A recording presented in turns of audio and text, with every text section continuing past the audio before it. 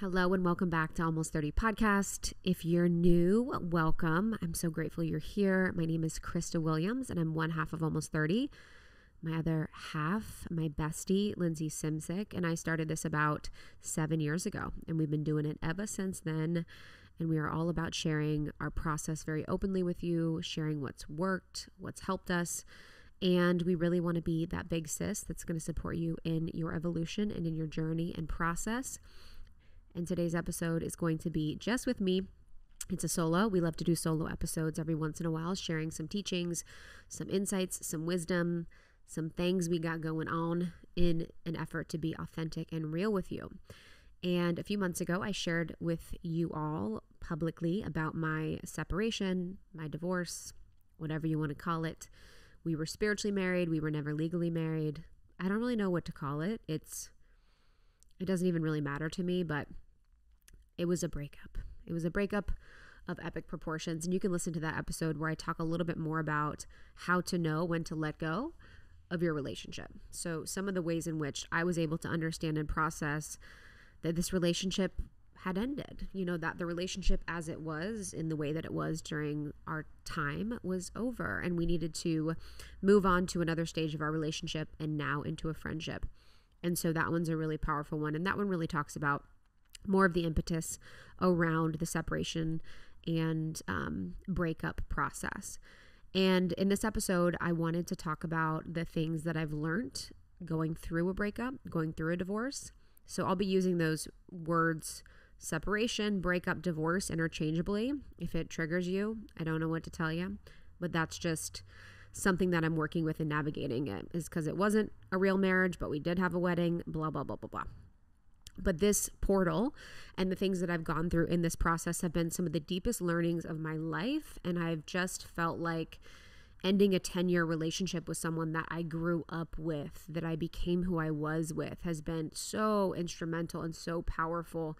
And sometimes breakups and endings of relationships provide us with the deepest growth and the deepest opportunity in our lives to be who we are and to reclaim the parts of us that we've lost along the way, and to step into more magnetism and to step into more truth and to step into a life that we love. And for so long at the end of our relationship, God bless, but I was so unaligned and I felt so out of my authenticity and I felt so out of my truth.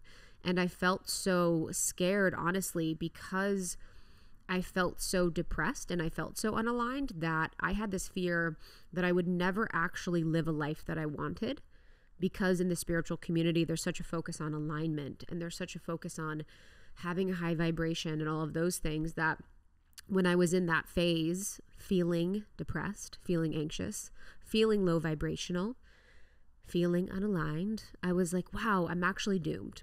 Not only am I in a relationship that doesn't feel like it's my highest expression, but I'm also feeling unaligned, feeling low vibrational, and that means that my dream life is never going to happen or come true. This is a horrible feeling. It was a horrible, horrible process of shaming myself for being where I was. And that is one of the learnings that I want to impart upon this journey, was that it is so important and instrumental that we allow ourselves to be where we are in our process and have more kindness to where we are in our process. And because I was not only in the process of discovering and determining and understanding that this marriage was no longer serving me and no longer serving him, but then I had the spiritual community voice, the spiritual ego voice of, well, not only are you going to be going through a breakup, but you're also low vibrational because you're sad and you're also unaligned. And so life is just going to be miserable, and you're probably not even going to ever be successful or have what you want or have abundance or manifest blah, blah, blah. And it was just so painful to not allow myself the space and grace and the kindness of being in a process and being respectful to myself about my process. And I even felt like that with some of the relationships that I was in, where they would kind of rush me along the path in a way that felt and feels to this day disrespectful. So what that would look like would be me opening up about where I was at in my relationship and the things that I was feeling. And there would be, instead of question asking and curiosity and kindness, there would be immediate like, well, what if the relationship's just over? What if the relationship is complete? What if you're just done? What if, there's another path or alignment for you? All the spiritual jargon. And I just resent that so much because I just feel like people cannot see their path until they are ready to see it for themselves. And when we just do not give them the opportunity to have the beauty of their experience of their path's discovery, we are robbing them of so much. So in that case, just robbing me of the experience of figuring it out on my own. So by telling me, what if it's just over? What if you're just done? It's like, also, firstly, let's just keep it 100. I'm not stupid, honey. I had very well thought of that myself. I have thought in my head, maybe this is it. Maybe we shouldn't be together. Maybe we should break up. Maybe, it's not meant for us. Maybe, da da da da. So that isn't even a question, and it isn't even really necessary with me. Maybe this is just me in particular, because I've obviously thought about that. I'm not stupid. I am a runner, so I think about leaving mostly immediately. And when things get hard, I'm working on it, and I no longer do that, but that was my pattern. But when people are coming to us with problems or issues or wanting help or wanting support or wanting to be seen or wanting to be heard, it's so important that we give them the grace and confidence to allow them to be where they are. And this is why therapy is so beautiful. My therapists are so powerful because it is part of their job to not rush your process. It is part of their job to be with you where you are, to ask questions that help you reveal the next step in your path, but not tell you where to go.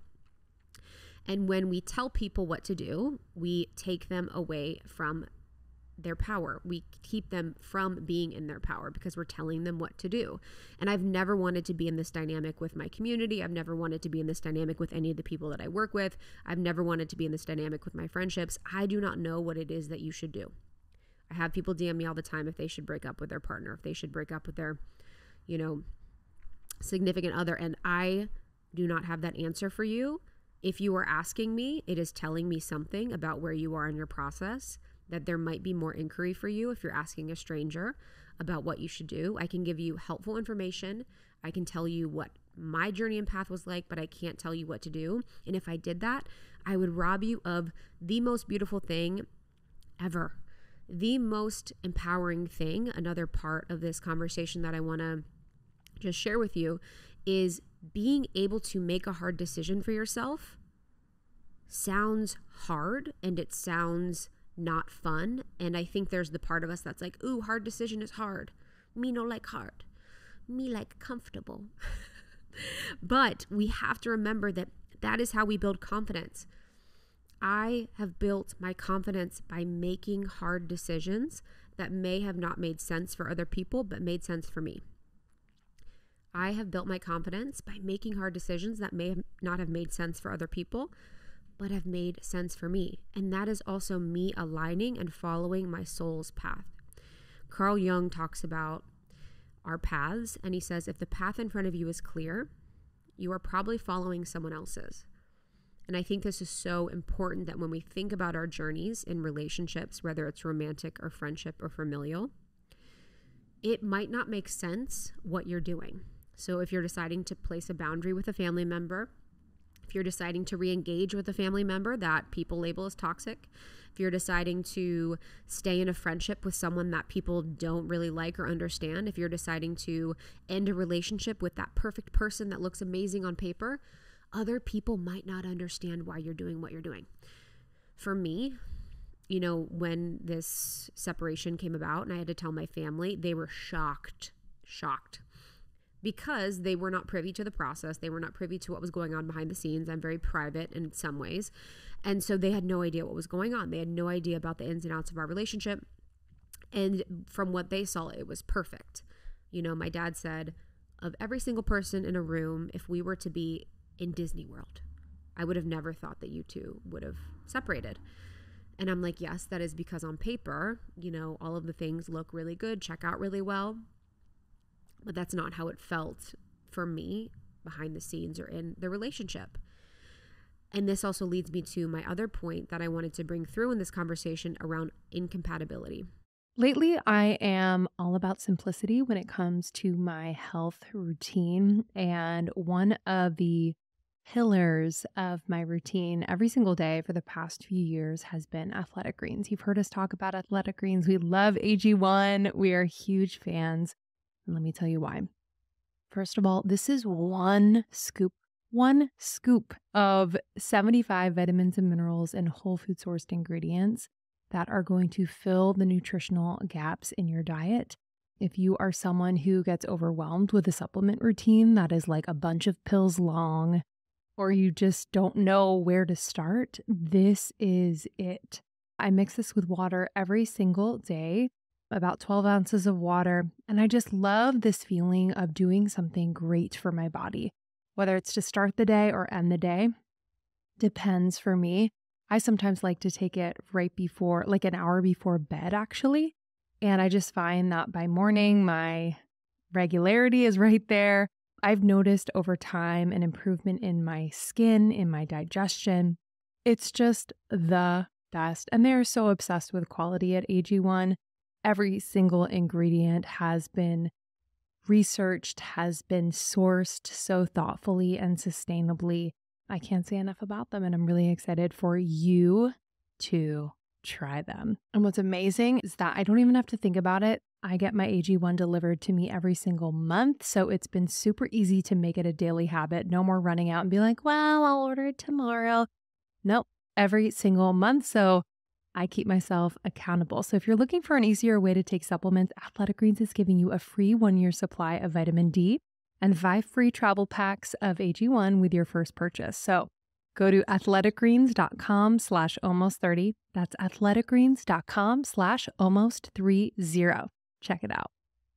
Okay, we all know this, but I'm going to repeat it because sometimes we forget that a complete night of sleep is essential when we're working towards optimizing our wellness and general well-being. Like, you know it, I know it. When we don't get a full, really restful night's sleep, the next day, we just don't feel like ourselves. Things are kind of falling off the rails, and it's never, never, never my favorite feeling. When I get a good night's sleep, I can honestly take on the world.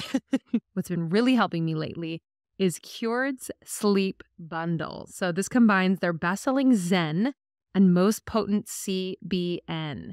This is the answer to honestly guaranteeing you getting that full night of sleep. Every single night you will fall asleep and stay asleep without the grogginess. I think this is the key piece because a lot of sleep aids leave you feeling groggy in the morning and when you get up, and it's just kind of disorienting and you don't feel in your body. But Zen is the one blend. It's a blend of functional mushrooms, adaptogens, and full spectrum cannabinoids.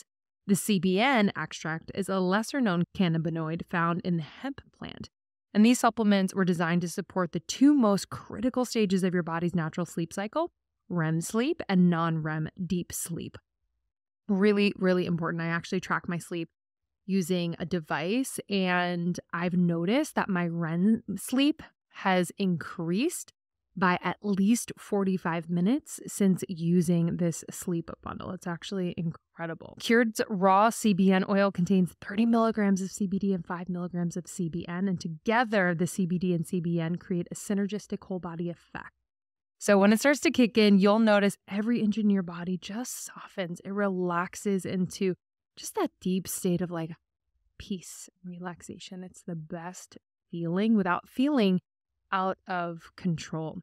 So I know a lot of you out there can't fall asleep. Others can't stay asleep. And then there are those that fall asleep and stay asleep but still struggle to spend like a lot of time in each sleep stage, especially the important ones. So no matter what is keeping you from true rest and restoration, the sleep bundle is the go-to. Like I am a walking testimonial. So please check out the sleep bundle. They're extending an exclusive offer to you, our listeners. You can grab Zen and CBN in the sleep bundle for an extra 20% off of Cured's already discounted price by visiting curednutrition.com/almost30 and use the coupon code almost30 at checkout.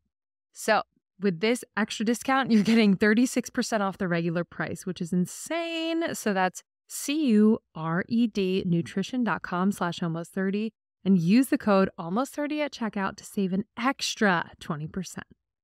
And incompatibility is such a huge topic of conversation in my brain with the parts of me that I think needs to be had more often. So often I see so many people, and this is what I was doing for so long, strong arming their relationship and forcing a relationship with someone where they're incompatible with that person, in trying to make a relationship work, trading their authenticity for approval, if we're going to go a Gabor Mate way, to be accepted, to be loved, to be, in this relationship with someone that they're actually not compatible with. In the highest vision, the highest timeline, the highest expression of us exists loving someone, but knowing we can love them from a distance and we don't need to be in relationship with them because we're incompatible. So many people are in relationships with people that they're actually incompatible with, and they're trading their authenticity every single day, and they're actually feeling so much pain from trying to make something work with someone that it just is not going to work with. In my relationship, we were essentially incompatible. My values were different. His values were different. What he saw for his life was different. How he wanted to communicate was different. How he wanted to express and live and all these things were incompatible. And we had such a deep connection and friendship and love and respect for one another and so much play and fun and all the things that it essentially was masking the truth of, at the core, we are not compatible. Our trauma and wounds were compatible to bring us to this place where we could have a deep understanding and learning and so much transformation and growth in our process, and the relationship served exactly what it needed to serve. It provided me with so much depth and learning and growth and transformation and a way of understanding and being with myself that I would have never had without it. But essentially, we were forcing this type of being or way of being where we were being completely inauthentic to ourselves by trying to make it work. There's this belief in our culture and society around being bad or not being liked or not being accepted. And I think we have this huge fear of not being accepted or liked, so much so that we force ourselves in relationships, friendships, coworkers, whatever, with people that maybe we don't even really like. They don't even bring out the best in us. They don't even want the best for us. They aren't even people that we would choose if we could choose, if we had the self-worth to choose. But we're staying with them because we feel like we have to, because we're a bad person if we don't. And in my relationship as well, or in relationships that I've been in, even not even just this one, I've had to really reckon with that part of me that really, really desires to be seen as good and seen as nice and seen as lovable and seen as well liked by everyone. The people pleaser. The people pleaser really, really doesn't care about compatibility, because the people pleaser is the hungry ghost part of me that's like, we could be incompatible or not, I still need you to like me. I still need you to love me, because in doing that, that's what makes me lovable, is that other people accept and like me. So what do I have to do? How do I have to change myself? Who do I have to be to make this work? Because I need you to like me for me to like myself. Codependency as well. And so this was happening for me for so long, where I was, probably over a year and a half turning myself inside out to figure out what was wrong with me, figure out what I could look at, what I could heal, what I could understand, what I could shift, what I could transform. And that was incredibly powerful, because I saw parts of myself and I saw parts of who I am that I would have never seen without it. But in the end, I will never forget. We had just had this really hard fighting experience. And, the last months I committed to being in my heart. I was like, and it's making me emotional thinking about it, but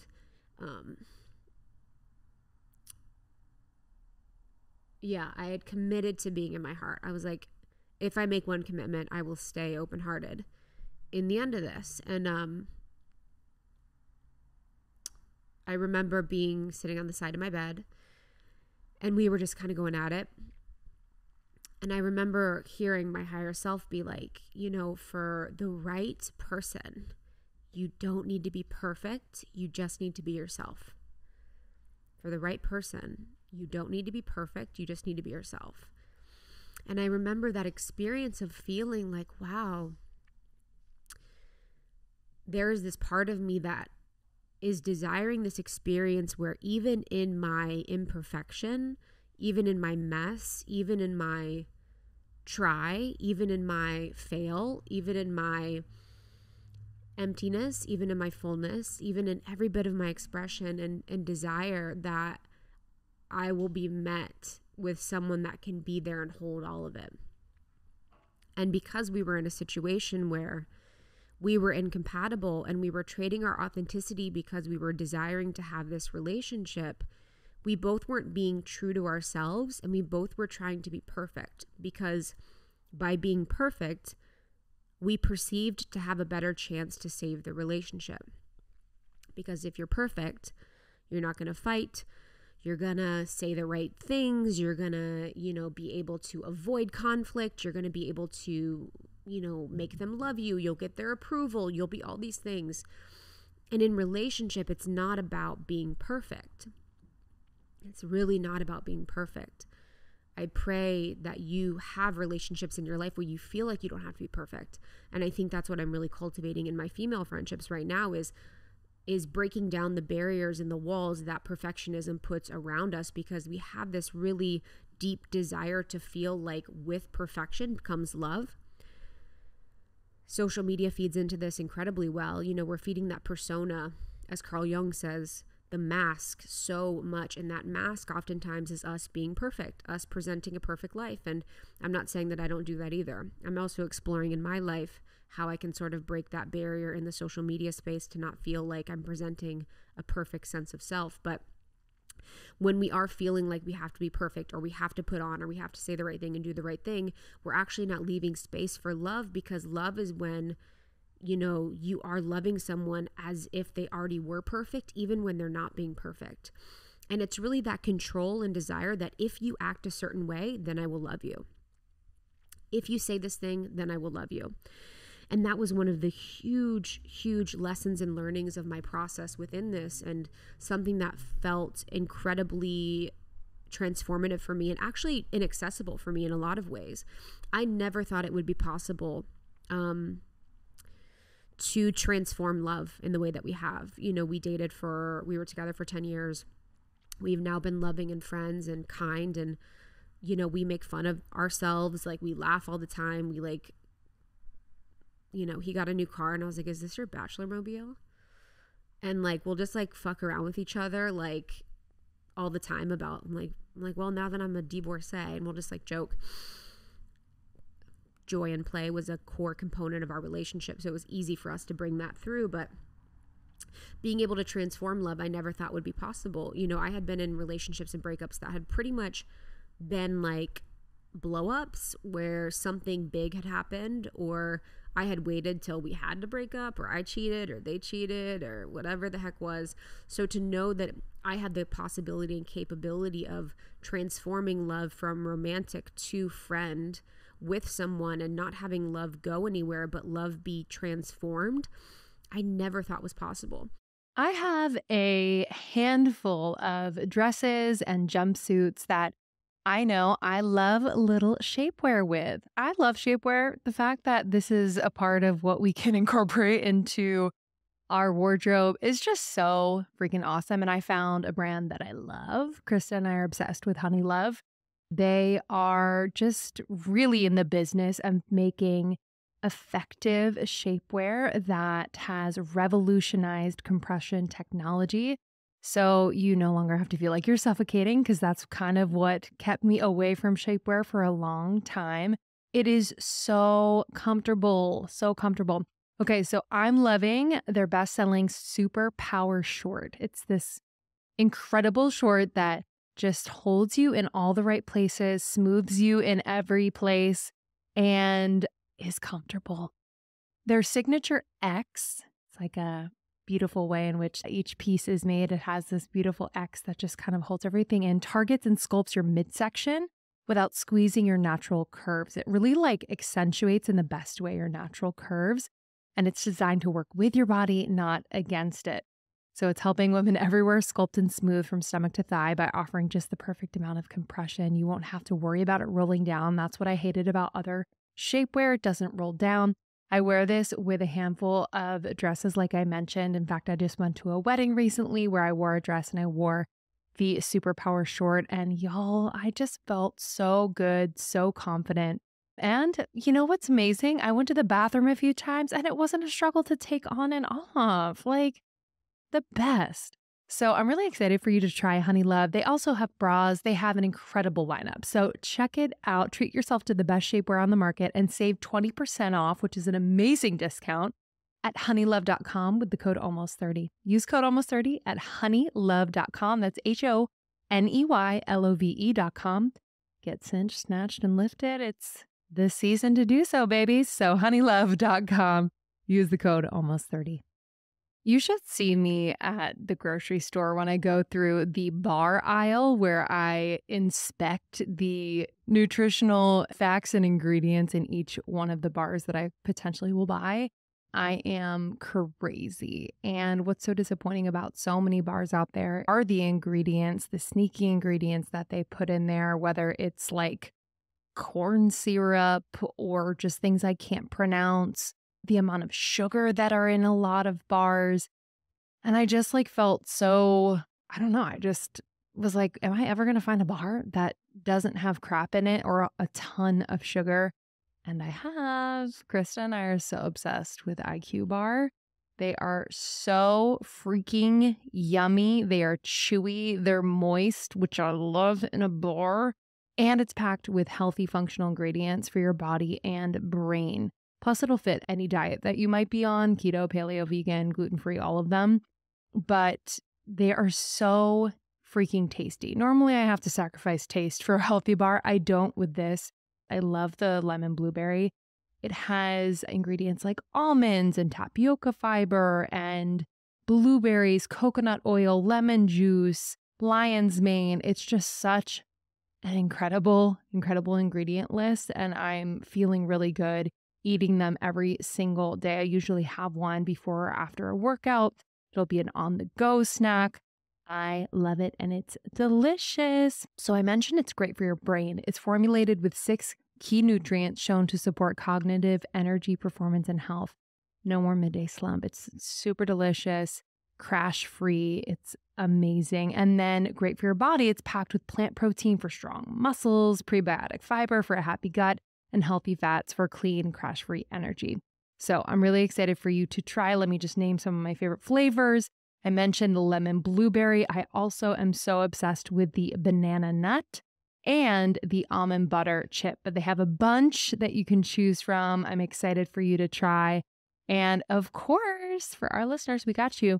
You get 20% off all IQ Bar products plus free shipping. So to get this, just text almost to 64,000. Almost to 64000 to get 20% off all IQ Bar products. Message and data rates apply. You can see terms for details. Again, text almost, ALMOST, to 64,000 to get 20% off all IQ Bars. Enjoy. And when we talk about the work and the growth and all the things in the spiritual space, you know, whatever the heck we're talking about, fucking 5D, blah, blah, blah. Being able to alchemize love, transform love, not have love lost, but have love transformed is what it's all about. And I'm not just saying that because I did it, but I'm just saying that sometimes the simplest things that we have access to, if we are keeping love at the forefront and the center, are the most powerful things that we can do. How can we stay in our hearts? How can we stay in our love? And if you find yourself going through a breakup or going through a relationship transformation or season, you know, to make it the most powerful portal for you, to make it the most helpful portal for you, to make it something that will transform your life in a way that will bring you closer to your spirit and soul and your dream life and the person that you truly desire to be with, by keeping love at the forefront of your mind will change everything. And that is the conscious uncoupling. That is the conscious relationship. That is the true alchemy. The true alchemist is being able to have love at the forefront. And I'm not saying, obviously, that love was there all the time. Something that I deeply regret. I actually don't have any regrets. Guys, I'm cool. I don't have regrets. No, but I don't have regrets. I have pauses, and I have moments where I feel sad that there was a lot of moments where love was not there, and there was a lot of opportunities for love, and love was nowhere to be found.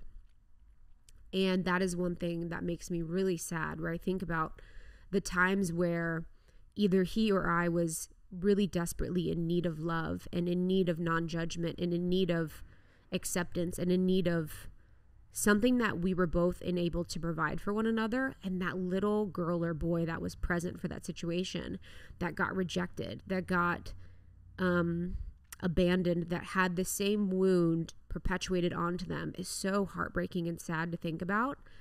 It just hurts. And all you can do in that moment, in that situation, is really be there for that part of you, that inner child, that, you know, that tender part that really wanted to be loved, that wanted to be seen, that wanted to just be accepted for who they were in that moment. But that is something that has been incredibly painful to think about, you know, all the times that love was not present, and all the times that we went unconscious and we were unconscious and we were in our pain bodies, you know, Eckhart Tolle, the pain body moment.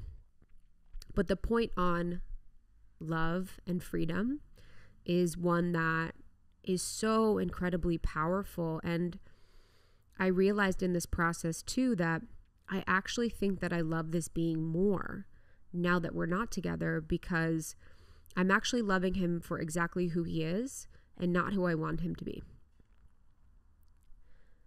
Who he is, I'm loving him for, and not who I want him to be. And when you're incompatible with someone, you're oftentimes loving them because you want them to be something else. You want them to be more spiritual. You want them to be more successful. You want them to be more embodied. You want them to be more masculine. You want them to be more feminine. You want them to be more communicative. You want them to be more in their heart. You want them to be more understanding. You want them to be more successful. You want them to be more attractive. You want them to be more sexy.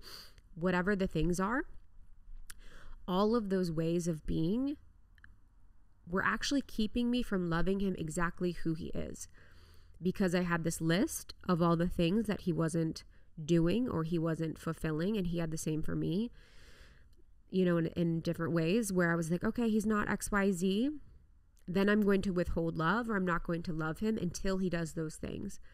And I remember at the end of our relationship, there was this period in time where I had a desire, and I made my values and desires very clear. I was like, you know, this is my desire for my relationship. This is my desire for my life. And these are the values that I hold. And, you know, in that moment and the days after, just seeing him try to achieve those desires and the list that I had. And then, you know, thinking a few days later, like, oh, this actually isn't it.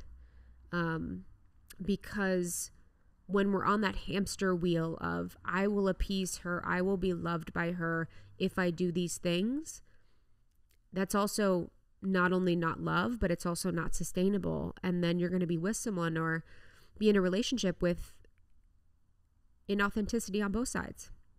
I'm asking you to be something other than what you are to love you, and you're doing things other than what you want to do to be loved. And in those days after, just realizing like, wow, this is actually it, you know, where I'm requiring or requesting a different aspect or way of being from him than he currently is capable of. And I'll only love him if he changes that way of being. And just having to release and be like, wow, you know, the most loving thing is to completely let go, to completely remove any list, any requirements, any desires that I had from him to be other than what he was. And in that, although very painful, although very sad, and although there's still the little girl part of you that's like feeling unsafe because she feels like she didn't get her way, or feeling unsafe because she feels like she had a desire for something that didn't manifest or come to fruition. You know, there could be an immature part of us or a little girl part of us that's like, if they loved me, they would do this.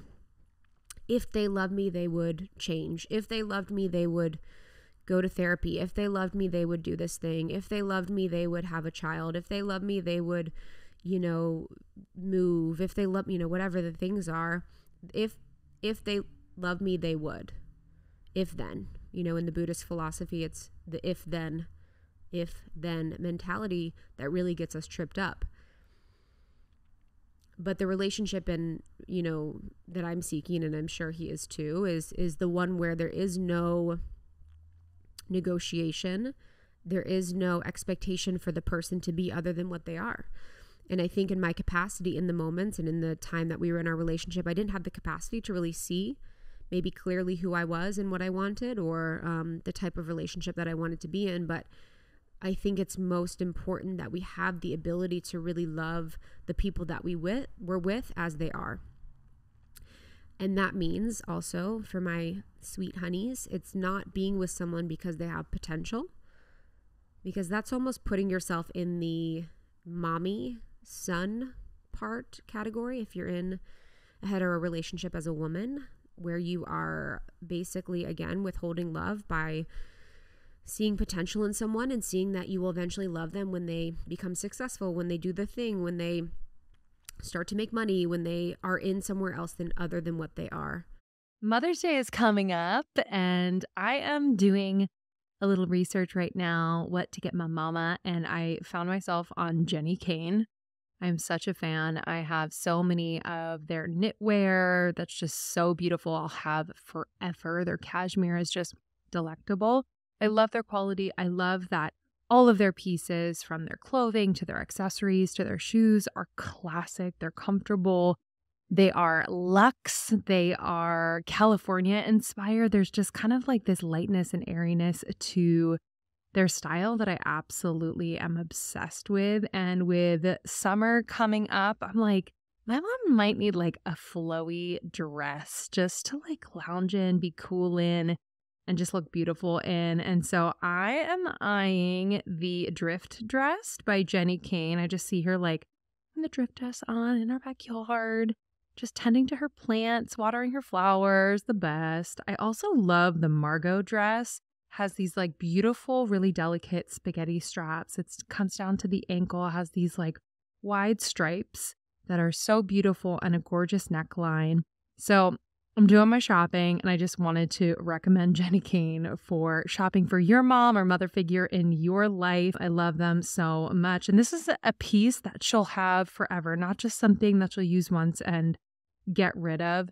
So check out Jenny Kane. And if dresses aren't your mom's thing, honestly, their luxurious, lightweight, perfect for any season sweaters are a must-have. I'm obsessed with their sweaters. I have the classic cotton cocoon cardigan, which I just put over anything. Honestly, it's like my everyday piece that I'm wearing. I love, love, love it. So check out their site. Check out the shoes, the accessories, the clothing. You're going to love it. Stylish, luxurious staples and classics for your wardrobe or someone that you love. And happy Mother's Day to all those mothers out there. We love you. Find your forever pieces at jennykane.com, JENNIKAYNE. Our listeners get 15% off your first order when you use code ALMOST30 at checkout. That's 15% off your first order, JENNIKAYNE.com. Promo code ALMOST30, jennykane.com. Promo code ALMOST30. Mamas, this is your month. You deserve it. And again, going back to incompatibility, it's like, how can we recognize and be okay with being incompatible with someone and not expecting them to be anything other than they are? And then also just loving people as they are. And I know that can be really hard in relationships. It can be really scary because you're like, okay, if I love them and they don't have a job, will they ever get a job? If I love them and I don't, they don't talk to me in this way, or they don't do this thing, or they don't listen to this podcast or go to this class or, do this thing, then what if they don't do it? And that is also going back to the old type of programming around the way that we grew up. A lot of us grew up was that we had to be punished to be moved or motivated. And so we're applying that same principle of motivating people by punishment, motivating people by withholding love. And so you're saying, I have to withhold love from you in order for you to act in the way that I want you to. Because if I do not withhold love, then you're going to do something that I'm not going to approve of, I'm not going to like, I'm not going to be comfortable with. And I don't trust that you're going to be self-motivated enough or have enough self-confidence or self-authority to do the thing without me withholding love. So in my relationship, it would be, if you're not going to the course of the program or the thing, I'm going to withhold from love from you and be mad and not show you love in the way that you like to, or, hold back or whatever the thing is, in an effort to actually get you to do a thing that you really in your heart don't want to do. And so many of us are caught in this cycle and spiral. And I especially see this with the women that we work with, in this desire for the men to be something more powerful, more on purpose, more themselves, more these things. And it's really heartbreaking because there is that desire, besides control, to really see the best in people and to see the best in a human and to see their greatness and to see their bigness and to see something for them that they might not see.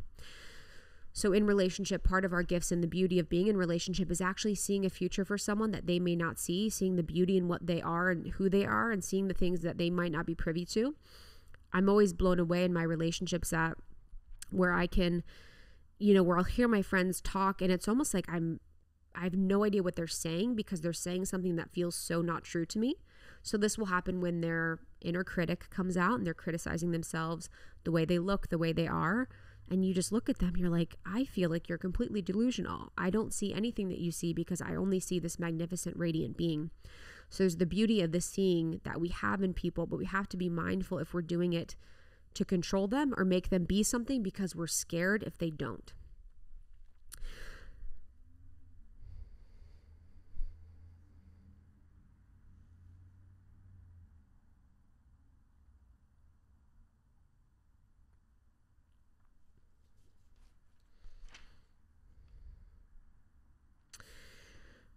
And the last thing for this, you have to remember in relationships and in breakups, friendships, familial, romantic, if it's good for you, it's good for them.